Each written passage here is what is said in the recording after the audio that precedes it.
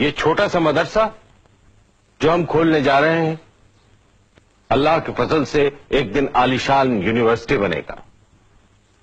میں نے کلکٹر صاحب جناب ہنری لارنس کو ایک درخواست دی. یہ درخواست کلکٹر صاحب نے انگریزی حکومت کو بھیج بھی دی، جس میں ہم نے کہا ہے کہ یہ جو 74 ایکڑ زمین بیکار پڑی ہے وہ ہمیں یونیورسٹی بنانے کے لیے دے دی جائے. اگر اتنی نہیں تو کم سے کم اتنی زمین ضرور دی جائے جس میں ہم ایک اچھا کالج بنا سکیں. باقی زمین تو ہم قومی چندے سے خرید لیں گے.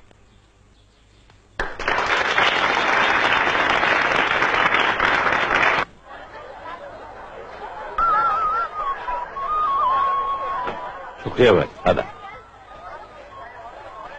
اب سنیے ذرا مدرسے کے لیے کچھ. نہیں مجھے اپنے بچوں کو انگریز نہیں بنانا.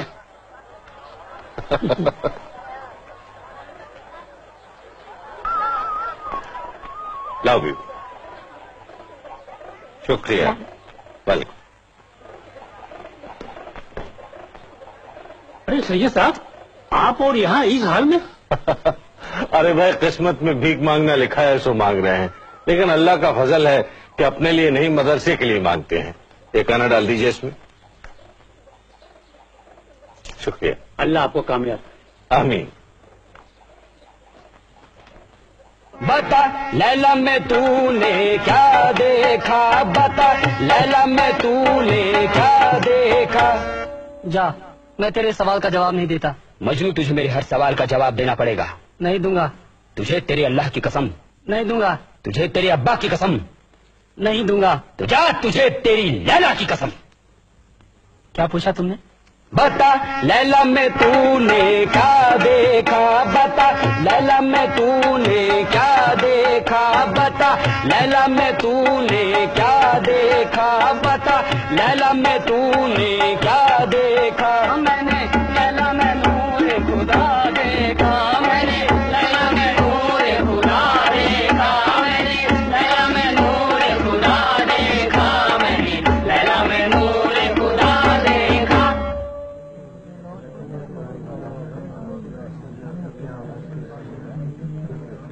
مجھے یہاں اسٹیج پر دیکھ کر کون لوگ خوش نہیں؟ وہی لوگ جن کے دلوں میں قوم کے لیے محبت نہیں ہے، جن کے دلوں میں جھوٹی شیخی بھری ہوئی ہے. ارے رئیسوں، دولت مندوں، تم یہ مت سمجھو کہ تم نے اپنے بچوں کے لیے سب کچھ جٹا لیا ہے. تم سے پہلے بھی بہت سے لوگوں نے ایسا سوچا تھا، لیکن آج ان کے بچوں کا کیا حال ہے؟ یہ حال ہے کہ ہم ان کے لیے اسٹیج پر کھڑے ہوئے ہیں. آپ مجھے کافر سمجھتے ہیں، غدار سمجھتے ہیں، سمجھیے، لیکن اگر کوئی کافر اپنے ہاتھوں سے آپ کے لیے مسجد بناتا ہے تو کیا آپ اس مسجد کو ڈھا دیتے؟ کچھ کافر کو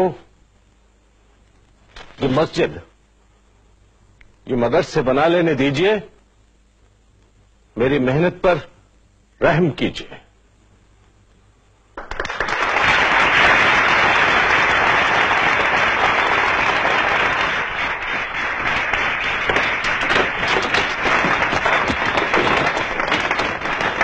آپ کی وجہ سے مدرسے کا نام بدنام ہو رہا ہے.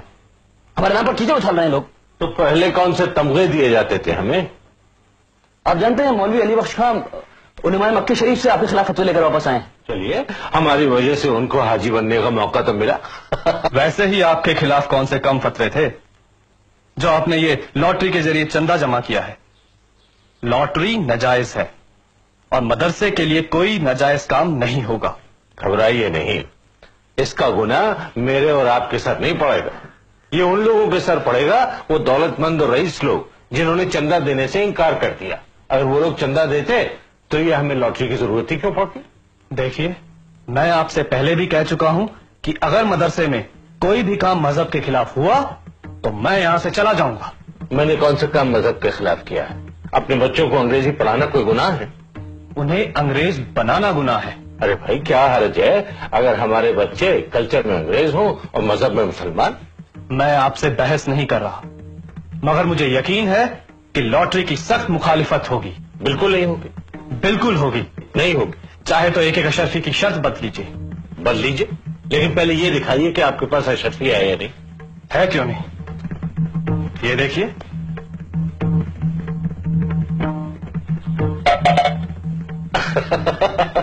اب دیکھیے میں نے آپ کو گناہگار ہونے سے بچا لیا، کیونکہ شرط بدنا لاٹری سے بڑا گناہ ہے. اب نکالیے ایک اور اشرفی.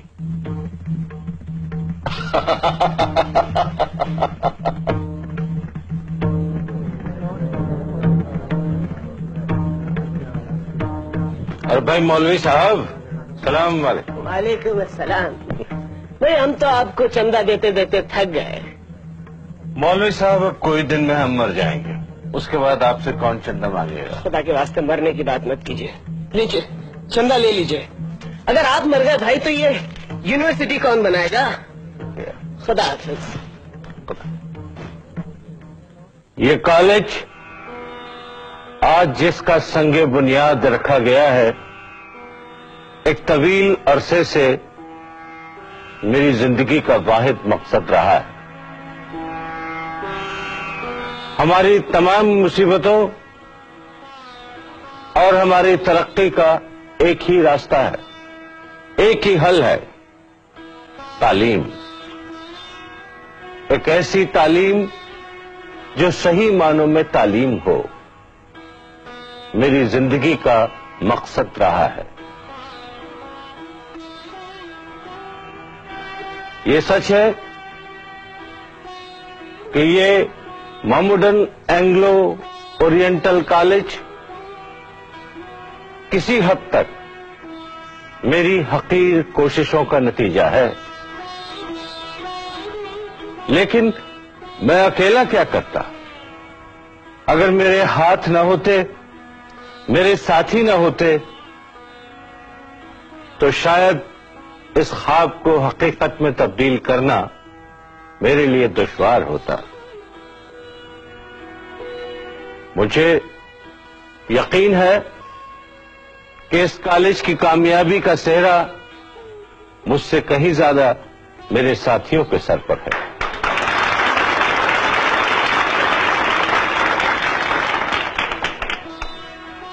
مجھے یہ دیکھ کر اطمینان ہوتا ہے اپنی زندگی کے آخری حصے میں کہ جس کام نے مجھے اتنے عرصے تک باندھے رکھا، اس کام نے ایک طرف مجھے میرے ہم وطنوں کی ہمدردی دلائی، تو دوسری طرف انگریز حکمرانوں کی حمایت بھی. کچھ عرصہ جاتا ہے، میں آپ لوگوں کے بیچ میں نہیں رہوں گا، لیکن اگر اللہ نے چاہا تو یہ کالج ترقی کرتا رہے گا اور میرے ہم وطنوں کو تعلیم کی دولت سے مالا مال کرتا رہے گا. شکریہ.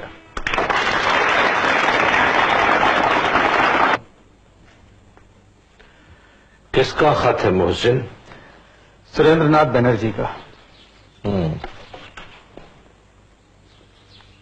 پڑھو کیا لکھا ہے. اس میں لکھا ہوا ہے کہ ایک ادارہ قائم ہونے جا رہا ہے انڈین نیشنل کانگریس کے نام سے، جس میں ہندوستان کے تمام معتبر لوگ شامل ہو رہے ہیں. خود بنرجی کا اور بدر الدین طیب جی کا یہ خیال ہے کہ اگر اس ادارے میں آپ شامل نہ ہوئے تو یہ ادھورا رہ جائے گا. محسن جی. تم نے 1857 کے غدر کے بارے میں تو سنا ہی ہوگا. ضرور سنا ہے. میں نے سب کچھ اپنی آنکھوں سے دیکھا ہے. مسلمانوں پہ جو گزری وہ میں خوب سمجھتا ہوں. اور اس کے بعد آپ ہی نے تو اسباب بغاوت ہند میں کہا تھا کہ وائسرائے کی کونسل میں ہندوستانی نمائندے بھی ہونے چاہیے. نتیجے کے طور پر کئی سال تک کونسل میں ہندوستانی ممبر نامزد بھی ہوئے تھے. ہاں، مگر اب یہ وائسرائے کی طرف سے نامزدگی کی بات نہیں کر رہے ہیں، اب یہ الیکشن کی بات کر رہے ہیں. सरकार से लड़ने झगड़ने की बात कर रहे हैं। अब ये बंगाली लोग पिछले 100 साल से अंग्रेजी पढ़ रहे हैं, ऊंचे ऊंचे ओहदे पा गए हैं, इनकी माली हालत भी हम लोगों से कहीं ज्यादा बेहतर है, ये अपने हक के लिए लड़ सकते हैं।